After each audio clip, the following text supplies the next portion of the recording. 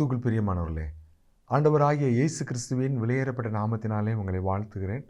இந்த நாளிலும் உங்களோட தேவனுடைய வார்த்தையை பகிர்ந்து கொடுக்கும்படியாக கர்த்தர் கொடுத்த அவருடைய பெரிதான கிருபை இரக்கங்களுக்காக தேவனை துதிக்கிறேன். நாளில் கூட நாம் தேவனுடைய ராஜ்யத்துக்கும் மகிமைக்கும் நம்மை அழைத்த தேவன் என்று நாம் பார்க்கிறோம். இங்கே நான் வாசிக்கலாம். 1 தெசலோனிக்கேயர் 2ஆம் அதிகாரம் 11ஆம் வசனம்.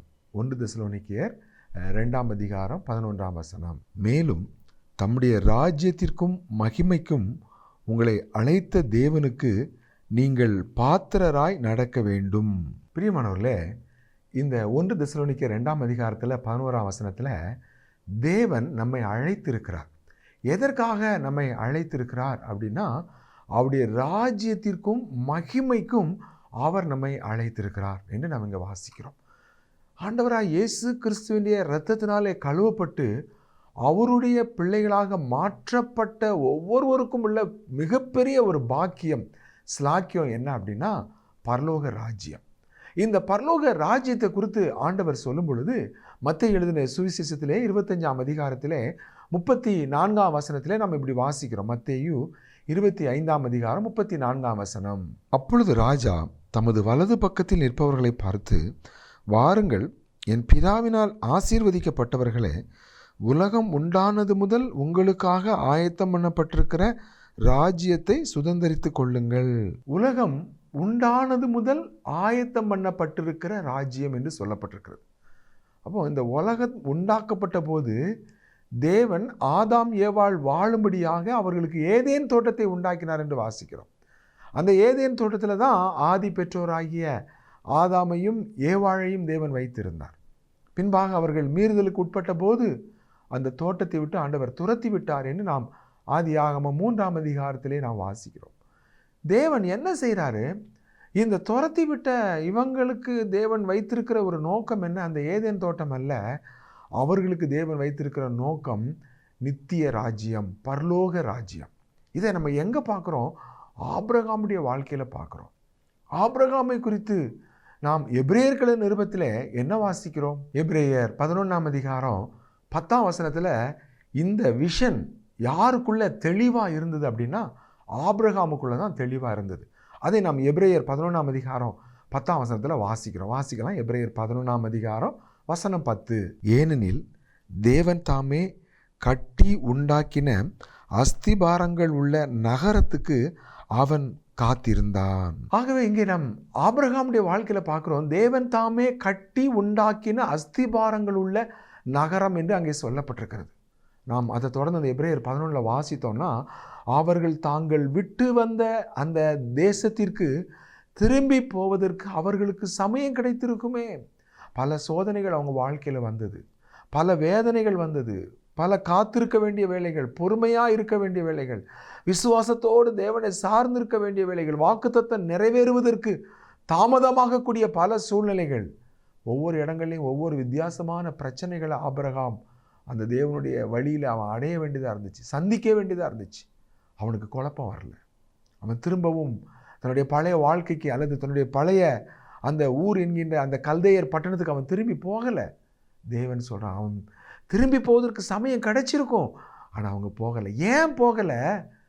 அவர்கள் அதையல்ல, அதிலும் மேன்மையான பரம தேசத்தையே விரும்பினார்கள். தேவன் தாமே கட்டி உண்டாக்கின அஸ்திபாரங்கள் உள்ள நகரம் என்று சொல்லப்பட்டிருக்கிறது. இது உலக தோற்றம், அங்கே உலகம் உண்டானது முதல் உங்களுக்காக ஆயத்தம் பண்ணப்பட்டிருக்கிற ராஜ்யம் என்று கர்த்தராகிய இயேசு கிறிஸ்து சொல்றார். பரலோக ராஜ்யத்தை குறித்து சொல்லும் பொழுது அது பிதாவின் வீடு என்று சொல்லி யோவான் 14ஆம் அதிகாரத்தில் சொல்லுகிறார். என் பிதாவின் வீட்டில் அநேக வாசஸ்தலங்கள் உண்டு, ஒரு ஸ்தலத்தை உங்களுக்காக ஆயத்தம் பண்ண போகிறேன். நான் போய் உங்களுக்காக ஸ்தலத்தை ஆயத்தம் பண்ணின பின்பு நான் இருக்கும் இடத்திலே நீங்களும் இருக்கும்படிக்கு நான் மறுபடியும் வந்து உங்களை என்னிடத்திலே சேர்த்து கொள்ளுவேன். தேவன் நமக்கு அருமையான வாக்குத்தத்தங்களை கொடுத்திருக்கிறார். ஆபிரகாம் தேவன் தாமே கட்டி உண்டாக்கின அந்த அஸ்திபாரங்களுள்ள நகரத்தை சுதந்தரித்து கொள்ளும்படியாக அவன் அந்த கானான் தேசத்துக்காக அவன் போகலை. அதிலும் மேன்மையான பரம தேசம் என்று அங்கே சொல்லப்பட்டிருக்கிறது. அந்த வாக்குத்தத்தை நிறைவேறுவதற்காக அந்த கானான் தேசத்திலே அவன் கூடாரங்களிலே பரதேசியை போல் அவன் இருந்தான் என்று வாசிக்கிறோம். பிரியமானவர்களே, தேவன் ஒரு ராஜ்யத்தை நமக்காக உலகம் உண்டானது முதல் ஆயத்தம் பண்ணி வைத்திருக்கிறார். ஆபிரகாம் அந்த ராஜ்யத்துக்காக காத்திருந்தான். அந்த ஒரு நாள் அந்த ராஜ்யத்தில் ஆபிரகாம், ஈசாக்கு, யாக்கோபு என்பவர்களோடு கூட நாம் பந்தி இருக்க போகிறோம் என்று தேவனுடைய வார்த்தை சொல்லுகிறது. மத்தேயு 8ஆம் அதிகாரம் 11ஆம் வசனத்தை நம்ம வாசிக்கலாமா? மத்தேயு 8ஆம் அதிகாரம் 11ஆம் வசனம். அநேகர் கிழக்கிலும் மேற்கிலும் இருந்து வந்து பரலோக ராஜ்யத்தில் ஆபிரகாம், ஈசாக்கு, யாக்கோபு என்பவர்களோடே பந்தி இருப்பார்கள். ஆகவே பிரஜாதிகளாக காணப்பட்ட நமக்கு ஆபிரகாம், ஈசாக்கு, யாக்கோபு என்பவர்களோடு கூட பரலோக ராஜ்யத்திலே பந்தி இருக்கக்கூடிய ஒரு மேன்மையான ஸ்லாக்கியத்தை தேவன் நமக்கு வைத்திருக்கிறார். ஆகவே இந்த நாட்களில் விசுவாசிகளாகிய அநேகர் ரட்சிக்கப்பட்ட பிள்ளைகள், ரட்சிக்கப்பட்ட அவர்கள் எந்த நோக்கத்துக்காக இந்த பூமியிலே தாங்கள் ஜீவிக்க வேண்டும் என்கின்ற ஒரு பர்பஸ், நோக்கம் இல்லாதவர்களாக இருக்கிறாங்க. அவங்க எதற்காக வாழ்கிறாங்க? அநேகர் இந்த உலக பிரகாரமான ஆசீர்வாதம் ஒன்றை மட்டுமே முக்கியப்படுத்தி ஓடுகிறத பார்க்குறோம். முதலாவது தேவனுடைய ராஜ்யத்தையும் அவருடைய நீதியையும் தேடுங்கள், அப்பொழுது இவைகளெல்லாம் உங்களுக்கு கூட கொடுக்கப்படும். பூமியில் உள்ளவைகள் உங்களுக்கு கூட கொடுக்கப்படும். எப்போ? தேவனுடைய ராஜ்யத்தை நாம் தேடுகிறவர்களாய், தேவனுடைய ராஜ்யத்துக்காக நாம் காத்திருக்கிறவர்களாக நாம் காணப்பட வேண்டும். அது மேன்மையான ராஜ்யம், மகிமையான ராஜ்யம், அசைவில்லாத ராஜ்யம். இந்த ராஜ்யத்துக்காக காத்திருந்த ஒரு மனுஷனை லூக்கா 2ஆம் அதிகாரத்தில் வாசிக்கிறோம். அந்த மனுஷனுடைய பேர் சிமியோன்.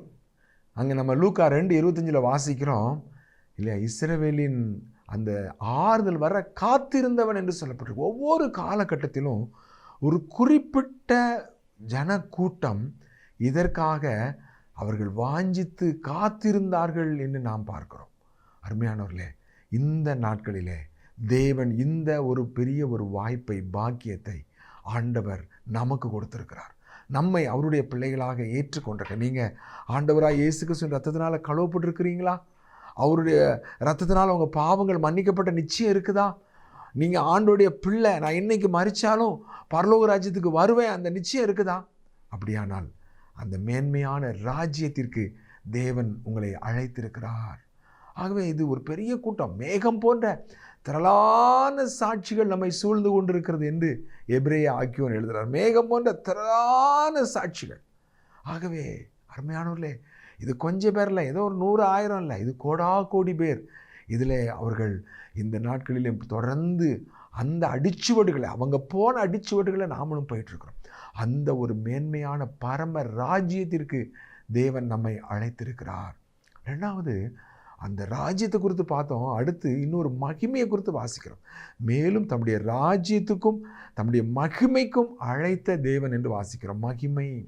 அப்போ ஒரு ராஜ்யத்துக்கு நம்மை அழைத்திருக்கிறார், மகிமைக்கு நம்மை அழைத்திருக்கிறார். மகிமை என்று நாம் சொல்லும் பொழுது நம்ம ரோமர் 8 என்ன வாசிக்கிறோம்? இக்காலத்து பாடுகள் இனி வெளிப்படும் மகிமைக்கு ஒப்பிடத்தக்கவைகள் அல்ல. ஆகவே நாம் ரோமரில் 8:18 இப்படி வாசிக்கிறோம்.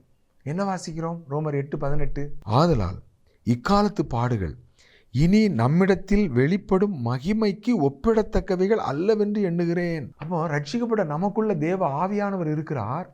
இந்த ஆவியானவராகிய கர்த்தராலே நாம் மகிமையின் மேல் மகிமை அடைந்து மறுரூபப்படுகிறோம் என்று நாம் கொரிந்தியரில் வாசிக்கிறோம். மகிமையின் மேல் மகிமை அடைந்து. ஆகவே இந்த உலகத்தில் பாடுகள் இருக்கலாம், ஆனால் இந்த பாடுகள் இனி நம்ம பெற்றுக்கொள்ள போகிற மகிமை அதை விவரிக்கவே முடியாது. இதெல்லாம் ஒரு விஷயமே கிடையாது.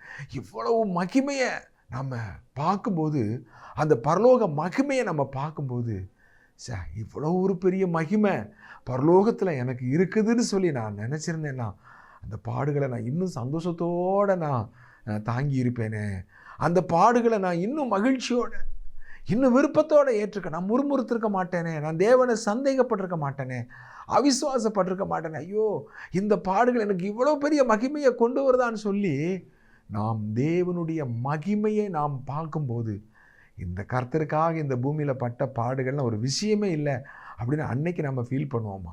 இக்காலத்து பாடுகள் இனி வெளிப்படும் மகிமைக்கு ஒப்பிடத்தக்கவைகள் அல்ல.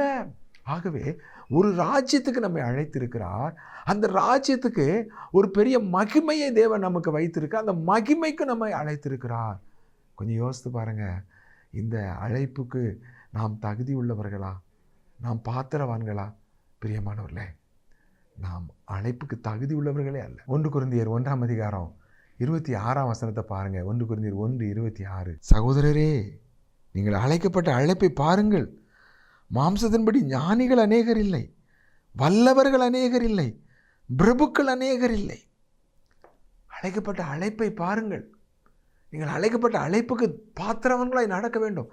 அழைக்கப்பட்ட அழைப்பு மேன்மையான அழைப்பு, பரலோக அழைப்பு. அழைத்தவர் யார்? இந்த வானத்தையும் பூமியும் படைத்த தேவன். இந்த அடிமைத்தனத்தின் சங்கிலியிலிருந்து நம்மளை விடுவிக்கும்படி தன்னையே சிலுவையில் ஒப்பு கொடுத்த தேவன். அவர் தான் அழைச்சிருக்கிறார். ஆனால் நாம் அதுக்கு தகுதியானா? நம்ம ஞானிகளா? இல்லை.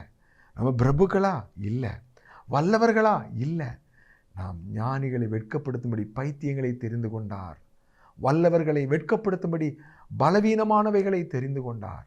உள்ளவைகளை அவமாக்கும்படி இல்லாதவைகளை தெரிந்து கொண்டார். மாம்சமான எவனும் தேவனுக்கு முன்பாக பெருமை பாராட்டாதபடிக்கு. இஸ்ரவேல் வீம்பு பேசிடக்கூடாது. ரட்சிக்கப்பட்ட ஒரு தேவனுடைய பிள்ளை, எனக்கு இவ்வளோ தகுதி இருந்துச்சு, அதனால தான் கர்த்தர் என்னை ரட்சித்தார்னு நம்ம மேன்மை பாராட்டிட முடியாது, வீம்பு பாராட்டிட முடியாது. நம்முடைய திறமை இருக்கலாம், தாளந்து இருக்கலாம், நிறைய ஞானம் இருக்கலாம், நல்ல ஊழியங்களை ரொம்ப சிறப்பாக செய்யலாம். ஆனால் ஆண்டவர் அழைச்ச அழைப்பு, அந்த மேன்மையான அழைப்புக்கு நாம் அதெல்லாம் தகுதியே கிடையாது. அதெல்லாம் கர்த்தர் கொடுத்த ஈவு, கர்த்தர் கொடுத்த பரிசு, இரக்கம். ஆகவே நாம் மேன்மை பாராட்டிடக்கூடாது. நம்ம அழைக்கப்பட்ட அழைப்புக்கு பாத்திரவான்களாய் நடக்க வேண்டும் என்று எபேசியர் 4:1 வாசிக்கிறோம். அழைக்கப்பட்ட அழைப்புக்கு பாத்திரவான்களாய் நடக்கணும். எப்படி நடக்கணும்? நம்ம எபேசியர் 4ஆம் அதிகாரம் 1-2 வசனத்தை நம்ம வாசிக்கலாமே. அழைக்கப்பட்ட அழைப்புக்கு நம்ம தகுதி இல்லாத நமக்கு தேவன் அழைச்சிருக்கிற அழைப்புக்கு நம்ம எப்படி பாத்திரவான்களாக நடக்கிறது? நாம் வாசிக்கலாம். எபேசியர் 4ஆம் அதிகாரம் 1-2 வசனங்கள். ஆதலால் கர்த்தர் நிமித்தம் கட்டுண்டவனாகிய நான் உங்களுக்கு சொல்லுகிற புத்தி என்னவெனில், நீங்கள் அழைக்கப்பட்ட அழைப்புக்கு பாத்திரவான்களாய் நடந்து மிகுந்த மனத்தாழ்மையும் சாந்தமும் நீடிய பொறுமையும் உடையவர்களாய் அன்பினாலே ஒருவரை ஒருவர் தாங்கி சமாதான கட்டினால் ஆவியின் ஒருமையை காத்து கொள்வதற்கு ஜாக்கிரதையாயிருங்கள். வாசிக்கிறோம். மிகுந்த மனத்தாழ்மை, நாம் சாந்தம், நீடிய பொறுமை, அன்பு, ஆவியின் ஒருமனப்பாட்டை காத்துக்கொள்றதுக்கு ஜாக்கிரதை. அழைக்கப்பட்ட அழைப்புக்கு நாம் முதலாவது மனத்தாழ்மை, மிகுந்த மனத்தாழ்மை என்று போடப்படுது. தாழ்மைன்னு போடுறதே பெரிய விஷயம், அதுலேயும் மனத்தாழ்மைன்னு போட்டிருக்கு. மிகுந்த மனத்தாழ்மை உள்ளவர்களாக நம்ம காணப்பட வேண்டும். அழைக்கப்பட்ட அழைப்புக்கு நம்ம தகுதி உள்ளவர்களான இல்லை. ஆனால் தேவன் நம்மை அழைத்திருக்கிறார். தேவன் நமக்கு அந்த கிருபையை கொடுத்திருக்கிறார். அந்த மேலான பாக்கியத்தை, அந்த பரம ராஜ்யத்தை அடையும்படிக்கு கர்த்தர் நம்மளை கரம் பிடிச்சு அவர் நடத்தி கொண்டு இருக்கிறார். வலுவாதபடி நம்மை காக்க அவர் வல்லமை உள்ளவராக இருக்கிறார். அந்த தேவன் நம்ம எப்படி நடக்கணுமா? ஒவ்வொரு நாள் அதை நினச்சி நம்ம நன்றி உள்ளவங்களாக நடக்கணும். அதை நம்ம நினச்சோன்னா நம்ம ஆராதனை ஜீவன் உள்ளதாக இருக்கும். அதை நம்ம உண்மையிலே தேவன் எவ்வளவு மேன்மையான ஒரு அழைப்பை நமக்கு கொடுத்துருக்கிறார்னு நம்ம உண்மையிலே அதை புரிந்து கொண்டோம் என்றால் பயபக்தியாக இருப்போம், நன்றி உள்ளவங்களாக இருப்போம். தேவனை துதிப்பது ஏதோ உதடுகளிலிருந்து வர்றதா இருக்காது, இருதயத்தில் இருந்து அது தேவனை துதிப்பதற்கு ஏதுவாக இருக்கும். ஆராதனை நேரத்தில் வேடிக்கை பார்க்க மாட்டோம், ஆராதனை நேரத்தில் எழும்பி வெளியே போக மாட்டோம், ஆராதனை நேரத்தில் பயபக்தி உள்ளவங்களாக இருப்போம். ஏன்? எவ்வளோ பெரிய அழைப்புக்கு ஆண்டவரே நீர் என்னை அழைத்திருக்கிறீர், எனக்கு மாத்திரம், எனக்கு எந்த தகுதியும் இல்லையா, என்னை ஏன் நேசித்தீங்கப்பா ஆண்டரை, என்னை இவ்வளவாய் நேசிப்பதற்கு நான் என்ன தவம் செய்தேன் ஆண்டரை, நீர் என்னை இவ்வளவு நேசிப்பதற்கு ஆண்டரே. இந்த உலகத்தினுடைய ஒரு பக்தன் சொல்கிறான், ஒரு பக்தன் பாடுறான், இந்த உலகத்தில் உள்ள கடலெல்லாம் மையாக்கி மரங்களையெல்லாம் பேனாவாக்கி இந்த ஆகாயத்தில் இந்த மையால் எழுதுனா ஆண்டருடைய அன்பை எழுதவே முடியாது, அந்த அன்பை எழுதவே முடியாதுங்கிறான். பார்த்தீங்களா? கடல் தண்ணியை பூரா மையா ஆக்கி உலகத்தில் இருக்கிற மரங்கள்லாம் பேனாவாக மாற்றி அந்த மையை, அந்த கடல் தண்ணியாக இருந்த அந்த மையை அந்த பேனாவில் ஊற்றி ஆகாயத்தை பேப்பர் தாளாக்கி அதில் எழுதுனா அதை எழுதி விவரிக்க முடியாது. அன்பை எப்படி விவரிக்க முடியும்? அவர் எவ்வளவாய் நேசித்தார். அந்த அன்பை அவர் சிலுவையில் வெளிப்படுத்தினார். அந்த தெய்வீக அன்பை அவர் சிலுவையில் வெளிப்படுத்தினார். உங்களையும் என்னையும் அவர் நேசித்தார். தகுதி இல்லாதவன் அந்த அன்புக்கு தகுதி இல்லாதவன், அவர் தான் முந்தி அன்பு கூர்ந்தார். அவ்வளோ பெரிய அன்பை நம்ம உணர்ந்தோம் என்றால் அவருக்கு நம்ம அதிகமாக அன்பு கூறுகிறவர்களாக இருப்போம். அவருக்கு நம்ம உண்மை உள்ளவங்களாக இருப்போம். அவரை நேசிப்போம். ஒருபோதும் சத்துருவை நம்ம இடம் கொடுக்கவே மாட்டோம். இந்த அன்பை நம்ம அதிகமாக நம்ம அறிந்து கொள்ளும் பொழுது தான் இந்த கிறிஸ்துவின் அன்பு தான் நம்மளை நெருக்கி ஏவும். ஊழியம் செய்கிறதுக்கு, சுவிசேஷம் அறிவிப்பதற்கு, ஆண்டவருக்கென்று உபத்திரவங்களை சகிப்பதற்கு, எந்த சூழ்நிலையிலும் தேவனுக்கென்று வைராக்கியமாக நிற்பதற்கு, எந்த சூழ்நிலையும் சின்ன சின்ன காரியங்களில் கூட தேவனுக்கு உண்மையாக நிற்கிறதுக்கு இந்த அன்பு தான். இவ்வளவு நேசித்தாரே அவருக்கு நான் உண்மையாக இருப்பேன், இவ்வளவு நேசித்தாரே அவருக்கு நான் ஊழியம் செய்வேன், இவ்வளவு அன்பு கூர்ந்தாரே அவருக்காக என்னையும் எனக்குள்ள எல்லாவற்றையும் ஒப்பு கொடுப்பேன். அதுதான் அந்த அன்பை நாம் புரிந்து கொண்டோம் என்பதனுடைய ஒரு வெளிப்பாடு. கிரியைகள் அதை வெளிப்படுத்துகிறவங்களாக இருப்போம். பெருமையாக இருக்கவே மாட்டோம், மேட்டிமையாக இருக்க மாட்டோம், இருதய கடினம் இருக்காது, மற்றவங்களை அற்பமாக எண்ண மாட்டோம், மற்றவங்களை கடினமாக குற்றச்சாட்டி நியாய்ந்து இருக்க மாட்டோம். இன்னும் ஆண்டவருக்காக நம்மை அர்ப்பணிப்பதற்கு எதுவாக இருப்போம். சத்துரு வெக்கப்பட்டு போய்கிட்டே இருப்பான். சத்துரு என்ன செய்கிறான்? அவன் இன்னொரு ராஜ்யத்தை காட்டுறான். அவன் ஒரு ராஜ்யத்தை காட்டி அவன் நம்மளை வஞ்சிக்கிறதுக்கு எதுவாக செயல்படுறான். தேவன் எப்போவுமே ஒரு ஒரிஜினல்னு ஒன்று இருந்தால் ஒரு டூப்ளிகேட்னு ஒன்று இருக்கும். தேவன் உண்மையுள்ளவராக இருக்கிறார், சத்துரு பொய்யனாக இருக்கிறான். தேவன் உண்மையுள்ள ராஜ்யத்தை காட்டுகிறார், சத்துரு போலியான ஒரு ராஜ்யத்தை காட்டுறான். அதை யார்கிட்ட கொண்டு காட்டினா? ஆண்டவராகிய இயேசு கிறிஸ்துட்ட கொண்டு காட்டினான்.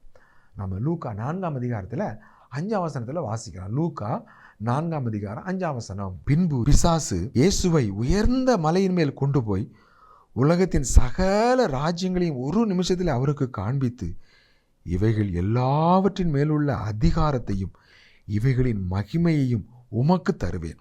இவைகள் எனக்கு ஒப்பு கொடுக்கப்பட்டிருக்கிறது. எனக்கு இஷ்டமானவனுக்கு இவைகளை கொடுக்கிறேன். நீர் என்னை பணிந்து கொண்டால் எல்லாம் உம்முடையதாகும் என்று சொன்னான். சாத்தான் யாருக்கிட்ட போய் சொல்கிறான்? இந்த உலகம் உண்டானது முதல் ஒரு பரலோக ராஜ்யத்தை அவர் நமக்காக ஆயத்தம் பண்ணிட்டு அந்த பரலோக ராஜ்யத்தில் நம்மளை கொண்டு சேர்க்கறதுக்காக இந்த பூமிக்கு வந்திருக்கிறாரு. அவர்கிட்ட போய் காட்டுறான், இந்த உலகத்தின் ராஜ்யத்தையும் மகிமையும் காட்டுறான். சாலமோன் சொல்கிறான், திருப்தி அடைந்தவன் தேன்கூட்டையும் மிதிப்பானான். சாப்பாடு நல்லா வயிறு நிறைய இருந்துச்சுன்னா அதுக்கப்புறம் நீங்கள் அமுதத்தை கொண்டு கொடுத்தா கூட வேண்டான்னு சொல்லி தள்ளி விட்டுருவோம். வயிறு ஃபுல்லாகிடுச்சிங்க, எனக்கு ஒன்றும் வேண்டாம். திருப்தி அடைந்தவன் தேன்கூட்டை கூட மிதிப்பானான். ஆண்டவராக இயேசு கிறிஸ்து தான் அவர் மகிமையின் ராஜா. அந்த பரலோக மகிமையை பார்த்தவர் அவருடைய பிள்ளைகளுக்காக அந்த ராஜ்யத்தை ஆயத்தம் பண்ணிகிட்டு இருக்கிறாரு. இந்த முட்டாள் பிசாசு என்ன செய்கிறான் பாருங்கள், ஆண்டவரை கொண்டு காட்டுறான். ஆண்டவருக்கு கொண்டு காட்டுறான். உலகத்தின் சகல ராஜ்யங்களையும் மகிமையும் காட்டி, என்ன பணிந்து கொண்டா நான் இவைகளை உமக்கு தருவேன். நீர் சிலுவைக்கு போக வேண்டாம், பாடுகள் வேண்டாம், கஷ்டப்பட வேண்டாம், உபத்திரப்பட வேண்டாம், நான் இந்த ராஜ்யத்தை பிதாவாகிய தேவன் உமக்கு தர்றதுக்கு பதிலாக நான் தருகிறேன்னு சொல்லி ஆண்டவர் எனக்கு அப்பாலே போய் சாத்தானேன்னு அவனை விரட்டுறதை பார்க்குறான். உன் தேவனாய கர்த்தர் ஒருவரை பணிந்து கொண்டு அவர் ஒருவருக்கு தான் ஆராதனை செய்ய வேண்டும் என்று ஆண்டவர் அங்கே சவால் விடுகிறதை பார்க்குறோம். பாருங்கள், இதே பிசாசு கிறிஸ்துவுக்கு காட்டின அந்த உலகத்தின் மகிமையை, அந்த உலகத்தினுடைய மேன்மையை விசுவாசிகளுக்கு முன்பாக காட்டி அவன் நம்மை வஞ்சிக்கிறதுக்கு எதுவாக செயல்படுவான். அதனால தான் ஆண்டவர் சொல்கிறார், உலகத்தில் உள்ளவைகளிலும் அன்பு கூறாதிருங்கள். ஒருவன் உலகத்தில் அன்பு கூர்ந்தால் அவனிடத்தில் பிதாவின் அன்பு இல்லை. ஆகவே உலக மேன்மையை நம்ம நினச்சிடக்கூடாது. உலகத்தால் வருகிற மகிமையை நம்ம விரும்பிடக்கூடாது. மனுஷர்களுடைய பாராட்டு, மனுஷர்களுடைய அங்கீகாரம், உலகத்தில் ஒரு மேன்மையான வாழ்க்கைக்கு தேவன் நம்மை அழைக்கலை. பரலோக மேன்மைக்கு நம்ம தேவன் இந்த உலகத்தில் கொடுத்தாருன்னா சந்தோஷம். தேவன் அந்த வாழ்க்கையை இந்த உலகத்துலேயும் உங்களுக்கு நல்ல ஆசீர்வாதங்களை கொடுத்த சந்தோஷம். ஆனால் ஐஸ்வர்யம் விருத்தியானால் இருதயத்தை ஐஸ்வர்யத்தின் மேலே வச்சிடாத. அந்த மகிமையான ராஜ்யம், அந்த மேலான ராஜ்யம், அந்த ராஜ்யத்தினுடைய மகிமையின் மேலே தான் நம்முடைய இருதயத்தை வைக்கணும். அதையே நாம் வாஞ்சித்து நாம் நாடுகிறவர்களாய் காணப்படும். நாம் அவ்விதமாக நாம் அழைக்கப்பட்டிருக்கும் பொழுது கிறிஸ்து நமக்கு எப்படி இருக்கிறான்னா, அவர் தேவ ஞானமாய் தேவ பலனாய் இருக்கிறார். நாம் 1 கொரிந்தியர் 1ஆம் அதிகாரம் 25ஆம் வசனத்தை வாசிக்கலாம். 1 கொரிந்தியர் 1:25. ஆகிலும் யூதரானாலும் கிரேக்கரானாலும் எவர்கள் அழைக்கப்பட்டிருக்கிறார்களோ அவர்களுக்கு கிறிஸ்து தேவ பலனும் தேவ ஞானமுமாய் இருக்கிறார். 1 கொரிந்தியர் 1:24 அப்படி வாசிக்கிறோம். எவர்கள் அழைக்கப்பட்டிருக்கிறார்களோ அவர்களுக்கு கிறிஸ்து தேவ பலன், தேவ ஞானம். அப்போது கிறிஸ்து ஒரு மகிமையான ராஜ்யத்துக்கு அழைத்திருக்கிறார். தகுதி இல்லாத நம்மை அழைத்திருக்கிறார். பிரியமானவர்களே, அவர் நமக்கு ஞானமாக இருக்கிறார், பலனாக இருக்கிறார். நம்ம கொலோசியரில் வாசிக்கும் பொழுது அவருக்குள்ளே ஞானம், அறிவு என்பவைகளாகிய பொக்கிஷங்கள் அடங்கி இருக்கிறது என்று நாம் கொலோசியர் 2 வாசிக்கிறோம். அதே கொலோசியர் 2:9 என்ன வாசிக்கிறோம்? அவர் தேவத்துவத்தினுடைய பரிபூரணம் எல்லாம் சரீர பிரகாரமாக அவருக்குள் வாசமாக இருக்கிறது. ஆகவே அருமையானவர்களே, மேன்மையான ஒரு ராஜ்யம், மேன்மையான ஒரு வாழ்க்கை, அதற்கு அவர் நம்மை தகுதிப்படுத்தி இருக்கிறார். நாம் ஜாக்கிரதையாக தகுதியாக நடக்கணும். அந்த அழைக்கப்பட்ட அழைப்பை உணர்ந்து நம்ம பாத்திரவான்களாய் நாம் நடக்கணும். ஏனென்றால் நம்மை அழைத்திருக்கிறவர் நமக்கு தேவ பலனாக இருக்கிறார். அவர் அது மாத்திரம் இல்லை, அவர் மிகுந்த பலனையும் கொடுக்கிறார். எபிரேயர் 10:35 நம்ம என்ன வாசிக்கிறோம்? எபிரேயர் 10:35, ஆகையால் மிகுந்த பலனுக்கு எதுவான உங்கள் தைரியத்தை விட்டு விடாதிருங்கள். மிகுந்த பலன் அங்கே இருக்குதான். பரலோக ராஜ்யத்தில் போய் நம்ம நிற்கும்போது கிரீடங்கள், பரிசுகள், வெகுமதிகள் உண்டுன்னு நம்ம அறிஞ்சிருக்கிறோம். ஆனால் இங்கே வாசிக்கிறோம் எபிரேயர் 10:35 மிகுந்த பலன். எனக்கு அருமையானவர்களே, கர்த்தருக்காக இந்த பூமியில் நம்ம ஓடுற ஓட்டம், நமக்கு தேவனுடைய ராஜ்யத்தில் ஒரு மகிமை இருக்கிறது. அது என்ன? மிகுந்த பலன். 1 கொரிந்தியர் 9:17 சொல்கிறாரு, உற்சாகமாய் செய்தால் எனக்கு பலன் உண்டு, பலன் உண்டு. பலன் கொடுக்குற தேவனை நம்ம நோக்கி பார்ப்போமா? ஆண்டவரே, தகுதி இல்லாத எனக்கு எவ்வளோ பெரிய ஒரு பாக்கியத்தை கொடுத்துருக்குறீங்க. சத்துரு வஞ்சித்து, அன்றே நீ பொய்யன், பொய்க்கு பிதா, அவன் ஒரு தந்திரத்தை பண்ணிகிட்ருக்கிறான். ஆனால் அதை விட மேலான ஒரு பாக்கியத்துக்கு அன்றைக்கு ஆபிரகாம் காத்திருந்ததை போல மேகம் போன்ற திரளான சாட்சிகள் அன்றைய அதுக்கு முன்பாக ஓடிக்கிட்டு இருக்கிறாங்கப்பா. நானும் என்னை ஓட வச்சுருக்கிறீங்க. நான் கவனமாக ஓடுறேன், தகுதியாக ஓடணும். இந்த ஓட்டத்தை ஓடும்போது கேயாசி வழி தப்பி அவன் எலிசாவுக்கு பின்னால் ஓடுறதுக்கு பதிலாக நாகமானுடைய ரதத்துக்கு பின்னால் ஓடுற பரிதாபத்தை பார்க்கணும். அழைக்கப்பட்ட அழைப்பு. நாம் எல்லாவற்றையும் நான் செய்யலாம், ஆனால் எனக்கு தகுதியாக இருக்குமா? நான் கர்த்தருடைய பிள்ளை, இதை செய்தால் தகுதியாக இருக்குமா? நான் அழைக்கப்பட்ட அழைப்புக்கு இது பாத்திரமாக இருக்குமா?